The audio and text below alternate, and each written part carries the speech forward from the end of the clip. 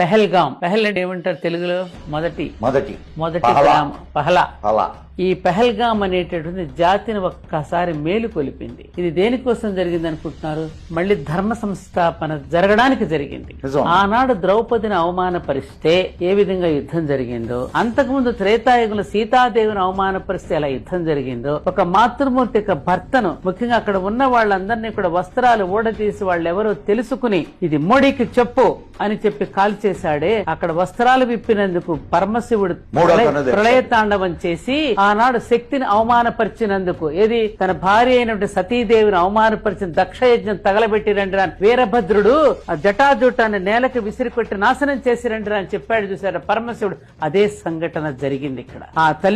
ఆ తల్లికి జరిగిన అవమానం నీ మోడీకి చెప్పరా అంటే వెళ్ళి మోడీ అనే విష్ణుమూర్తికి చెప్పింది. విష్ణుమూర్తి సుదర్శన చక్రాన్ని సంధించాడు. ఏమంటారు?